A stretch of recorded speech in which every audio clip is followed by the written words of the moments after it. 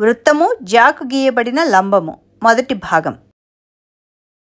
పిల్లలు, ఈరోజు వృత్తాల్లో గల మరొక ఆసక్తికరమైన సిద్ధాంతాన్ని నిరూపణ చూద్దాం. అదేంటంటే, వృత్త కేంద్రం నుంచి ఒక జాకు గీయబడిన లంబము ఆ జాను సమద్విఖండన చేయును.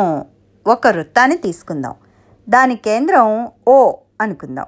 ఆ వృత్తం యొక్క జా AB అనుకుందాం. ఇప్పుడు మనం కేంద్రం O నుంచి గీయబడిన లంబము ABని సమద్విఖండన చేస్తుంది అని నిరూపించాలి. అంటే AB యొక్క మధ్య బిందువు M అని నిరూపించాలి. అంటే AM = MB అని నిరూపించాలి. ఇప్పుడు ఈ నిరూపణ చూద్దాం. OA మరియు OB కలుపుదాం.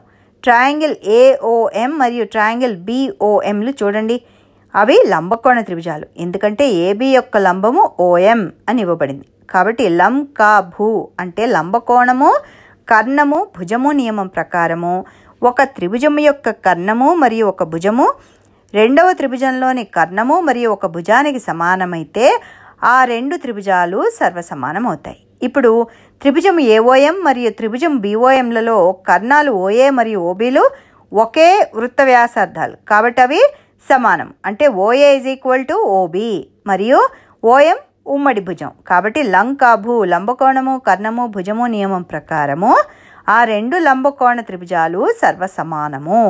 Therefore triangle AOM is congruent to triangle BOM. దీన్ని బట్టి AM = MB సర్వసమాన త్రిభుజాల అనురూప భుజాలు. అంటే AB యొక్క మధ్య బిందువు M అవుతుంది. కాబట్టి వృత్త కేంద్రం నుంచి ఒక జాకు గీయబడిన లంబము ఆ జాను సమద్విఖండన చేస్తుంది అని చెప్పచ్చు. ఇది దీని నిరూపణ.